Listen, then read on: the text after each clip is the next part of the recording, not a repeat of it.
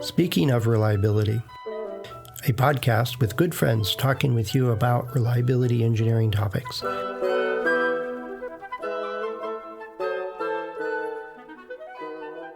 Welcome to Speaking of Reliability. This is Fred Schenkelberg. And this is Chris Jackson. Fred, I want to buy a car and I want it to be reliable. What do I do? You buy a Mac first. But I have to tell you that at least once a week. Just get a Mac. But that's just me. But that's a complicated question. I remember once standing in a big box store that was selling HP printers, and it happened to be the model of printer that I was actually working on. And somebody saw me standing there that was looking for a printer, and they noticed I had an HP shirt on. And they said, "I want to buy one of your printers, but which one is more reliable?" And I was, "What do you mean? Different models or, this or that, the other thing? What are you trying to," I was like, "I don't know how to answer that." And then I'm a reliability engineer. And she goes, No. There's 6 boxes here for the model I want. Which of these 6 boxes is going to be the one that won't have any problems for the next 5 years? I can't answer that. It's like, right. Buy all 6 and run them for 5 years, and then And like, well, that's not a good answer. So I didn't tell her that. I said the one that doesn't have the forklift hole through the middle of it, that would probably be better. Right. But you want to buy a car. There's different surveys that do customer experience. There's different studies. There's the vendor data, which doesn't tell you how long it's going to last. They just say it'll be perfect for 20 years, buy it. There's warranty, which is a marketing deal that has some correlation. I remember way back when it was a Korean company, I think it was, that said, all right, we're going to do a 10-year bumper-to-bumper warranty or drivetrain warranty on this thing. Their cars didn't last that long, but now their design teams had to reduce warranty expenses, so they designed better cars. They designed more durable cars. And we did that at HP. Not me, it was Dick Moss in his time. Says one of the ways to make your products more reliable is increase the warranty so that the development teams actually feel the pain of unreliable products. And it's further out, it's more uncertain, so that you just make it more robust. So how to buy a reliable car? I don't know. Don't ask the dealer at the used car lot, that's for sure.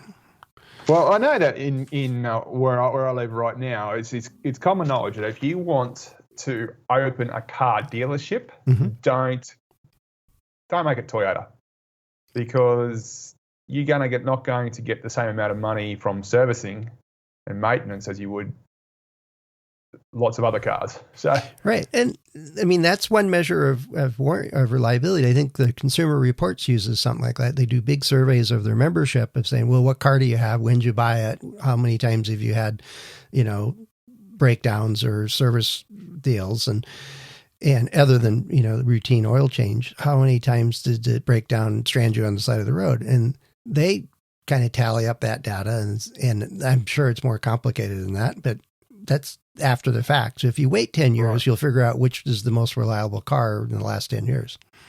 Yeah, and I mean, one of the things I'm looking at when I'm not actually going to buy a car anytime soon, but I am looking at, for example, because we're reliability engineers, stuff with the word reliability in it naturally intrigues us, especially when we're scrounging for podcast topics. But, I'm looking at the JD Power Score for 2022 vehicle reliability, and they have a score out of 100. And the higher the score, the better. Cool. Okay, that's cool. What does it mean? And then you scratch the surface and say, what does this score come from? Well, it's based on an initial quality study they call IQS and a vehicle dependability study they call the VDS. And that's where they, without going into understanding it in implicit detail, both these studies give you metrics which are called PP100, problems per 100 cars. And that's based on survey responses, people who bought or leased these vehicles, and it's broken over a number of years. And there's a high correlation between both. So they use essentially a rating system which is based on a dependability study and a quality study which revolves around metrics called problems per 100 cars. Problem with that is that's not reliability. A problem is a very broad term. And the other thing is if you're purchasing a car which has more functionality, then you're naturally going to have more problems with it just by the law of large numbers. If you never use the entertainment system and it doesn't work, you don't care. It's not a problem. Right. You know. Or if you buy a vehicle which doesn't have an entertainment system, then there's no entertainment system to break. That's right. And that's what makes, I think, these car surveys and looking at problems per 100 cars or whatever their measures are is pretty difficult because the individual, if I'm buying a car that I know I want to go skiing, in the winter time and I want to do off-roading in the summertime and I want to, put 200,000 miles on it and all this other stuff, that's a completely set of different requirements and conditions than I want a small pickup truck to run firewood around the neighborhood, to do random errands to the hardware store. So the same vehicle could do both. It could drive, but a small light pickup truck with back wheel drive going up into the mountains is just not a good idea. I'd have to weight it all down and put snow tires on it and chains and everything else. And it's not comfortable and for a longer drive, all this kind of stuff. And I'm like, is that a failure? No, it's the difference between your expectation and what it can do. That makes it more difficult. And how do we factor into vehicles like the VW Beetle, which is obviously not manufactured anymore, so it's automatically excluded from new vehicle reliability. You're talking about the old 60s one, right? The original Bug? Well, no, it was still manufactured up until the early 2000s, I believe. Well, no, they brought it back. They had the one with the little flower holder in the console. That's a different one. The original air-cooled engine, that is a reliable machine. Oh, it is. Sometimes when it breaks, all you need to do is hose off the engine and it just comes back to life miraculously. Oh, you didn't even need a clutch in it. The first one I drove way back when was the clutch didn't work at all. So you'd rev the engine up and downshift, or you'd, let the engine, slump way off and then upshift. Right. You could just jam it into different gears and it was happy. Right. Kept running. It doesn't. Because it's air cooled, which is not as efficient, but it's a lot simpler. Yep. You have a lot fewer ways your thing can break. But it doesn't have an entertainment system that can fail, or it doesn't have cruise control that can be a little bit iffy. The one I was driving didn't have windshield wipers either, so that made it tricky. But none of these scores, these reliability scores, just by looking at how it's all about, for lack of a better term, manufacturing problems, as near as I can tell. How does it relate to how likely this vehicle is going to be working 10, 15, 20 years from now? Does that matter? I don't know. Yeah, no, I think there's some correlation there. One of the things that you said is that the initial quality, and so you remember the study, and if I vaguely remember, it was a motor or a transmission that was the same design specifications, drawings. One group was made for a set of cars in Detroit, and the other exact same design was made in Japan. And the Japanese ones had almost no problems in the field. Right. Whereas the US one, while they claimed they were all in spec, they were more of them near the edge of the specs. Right. And they ended up having more warranty claims. And it was one of those things that made the big argument that continuous improvement and getting as far away from the edges of your tolerances as possible is a good thing. And so I think there is something to, if you make a consistent quality product that's centered on your design, and the design has to be good, you will have a better, more reliable product. You'll reduce yield losses. You'll reduce, scrap problems. You reduce rework problems. You reduce all these good things happen when you make something well. Oh, I completely concur with that. And I think, you can. We talk about it. What's the point in designing something that's very reliable if you're just going to throw away all that reliability through low quality manufacturing? Mm-hmm. I think the point I was trying to, perhaps not very well, was that reliability is a function of manufacturing quality and design. Yep. And quite a few things. Like, for example, we just talked about the VW Beetle. That has a reliability in its design that goes beyond manufacturing quality. Yep. You look at electric vehicles these days, and I believe electric vehicles will soon have reliabilities that just dwarf the reliabilities you get from internal combustion engines, because they're going to be a lot simpler. Well, that's not always true. I mean, there's plenty of stories. Not always true. No, I saw something on Consumer Reports a couple months ago, and that Tesla was just their doors don't close. They have, things fall off, things don't line up, it doesn't start, it doesn't charge.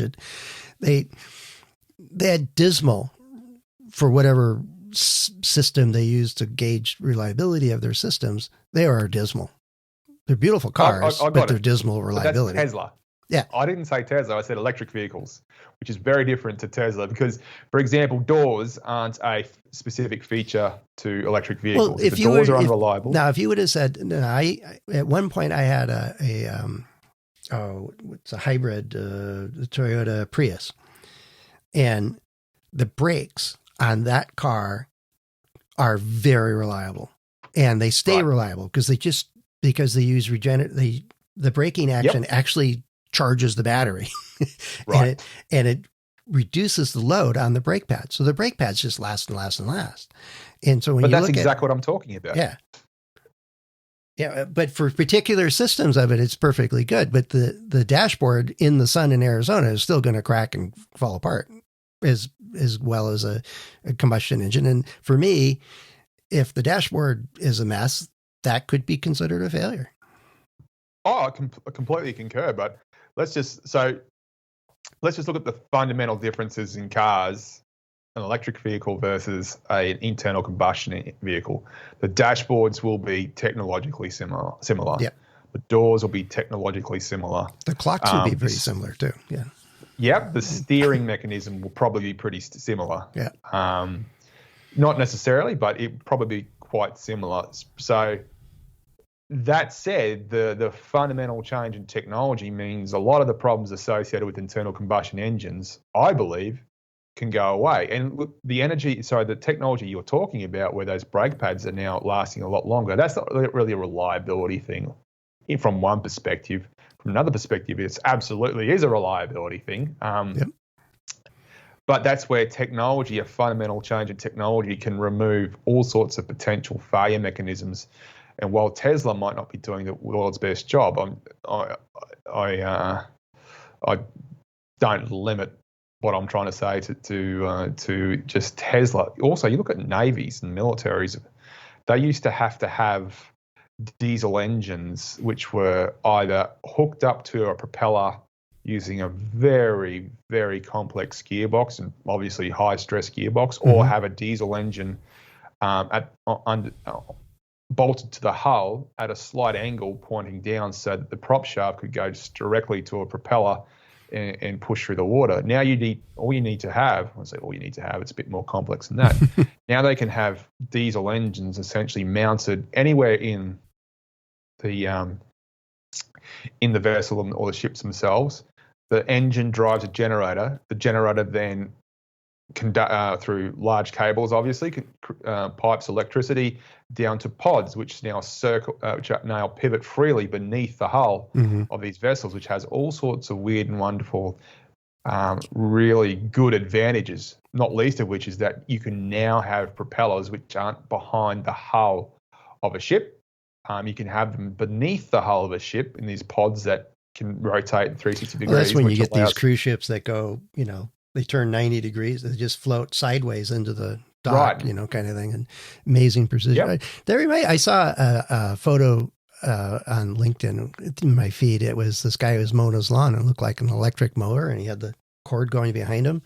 And this young woman was had a wheelbarrow with a generator on it that the electric mower was plugged into. So they were both walking through the yard to mow the grass with their electric mower. Yep. Same thing, right? Very mobile electric vehicle. You can't fix that. I don't know, but that might be a Saturday Night Live skit. But yeah, well, I know it might have been staged, but it looked whatever. But right. The idea is the vehicles, and not just vehicles. I mean, there's all kinds of different products that are out there. And I ran into it a couple months ago. It was a study out of England. They looked at 18 different product lines, like camping equipment and home furniture, and I mean mostly retail-ish stuff in 18 different categories. And their survey was what affects your purchase decision. And there was reliability and durability, and they defined them slightly differently. And they, for whatever reason, they said reliability only applied to things that had electronics in it, which I really like. What? Huh?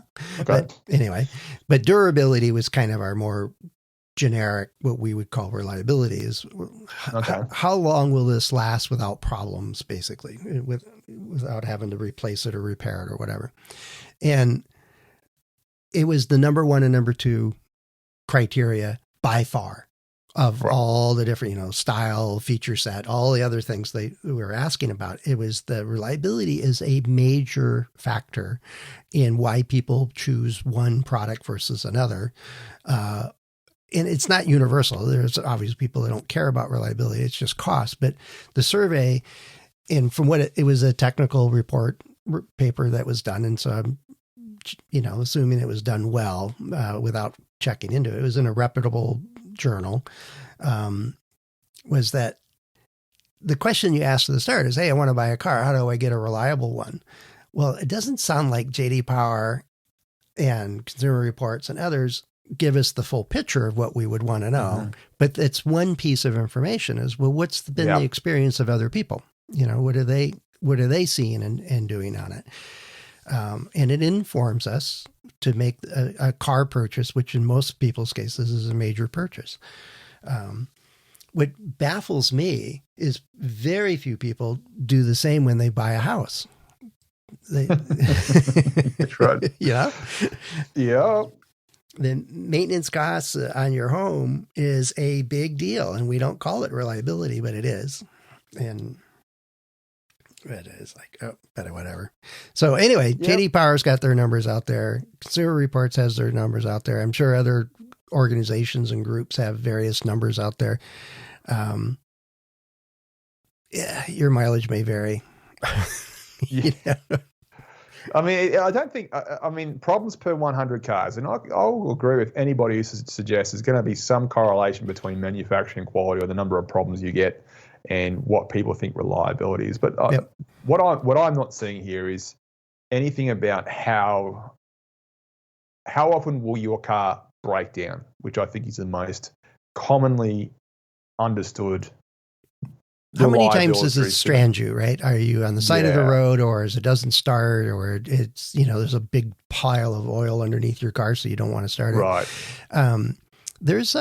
I wonder if AAA, in the U.S. we have AAA, AAA, American Automotive Association, and they have, it's like a insurance you can buy, and it's breakdown insurance. If you get stranded on the side of the road, you just call their number and they'll come out and top off your gas tank or tow you or do whatever. I wonder if they've got a report out. Is what models do they, most often find? What's FORD? Found on the road disabled or found on the road dead, fixed or repaired daily, are common interpretations of what FORD stands for. Not picking on any particular vendor or manufacturer, but they earned that reputation at one point in their life in their business.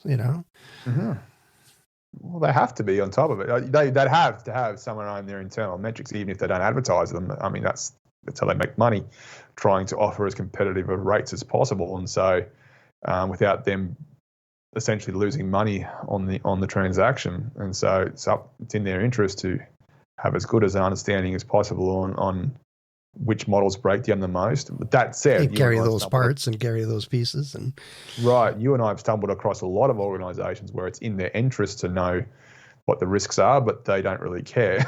So who knows? Yeah. But I mean, it's the other challenge for new cars is that we don't have a lot of breakdown data. I mean, they haven't been driven for years, so there has to be some sort of subjective interpretation of other vehicle characteristics. Well, I think doesn't J.D. Power go with the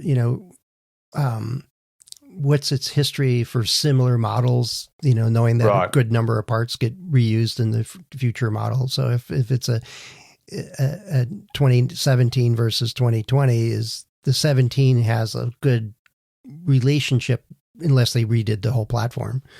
Right, but that only goes back to 4 years. So they'll look at, when they're evaluating 2022 models, they'll include 21, 20, and 19 models. So 5-year reliability is not a thing. It's well, you're supposed to buy a new car. And a lot of people do, and especially people who are in the market for new cars now are often going to purchase a new car within 5 years because that's we've been trained to do that. Or that's your economic class. Yep. I mean, if you can't afford a new car and it's not going to change soon, you're going to be a used car buyer for a long time. Yep. And that's okay. I mean, one of my neighbors was talking about it just the other day. He said the only new car him and his wife ever bought was a Beetle, a van, back in the early 70s. Drove it forever. He said he had like 300,000 miles on it. And then they decided they had a couple of kids and they said, well, we need a little more different vehicle. So then bought a used car and drove it forever. They were not a good customer for the auto industry. No, they're not. But yeah, he was like, why would you ever buy a new car? Like, okay. Right. And maybe JD Power's right on the money because, you know what, it's customers who are going to buy new cars are also likely going to be customers who sell that new car and turn it into a used car within 4 years. And so the only problems they're interested in understanding are those problems they're going to experience in those first 4 years. I don't know. It's just hard to... Well, there's one more thought here, and before we wrap this one up, is that there's a group that's Kelley Blue Book, and they say, well, what's this car worth? It's usually for used cars. And so if you have this old car and it has so many miles on it and feature set and everything else on it, and its overall condition, you can get a rough idea of what the going price is, what you should ask for and what you're likely to get.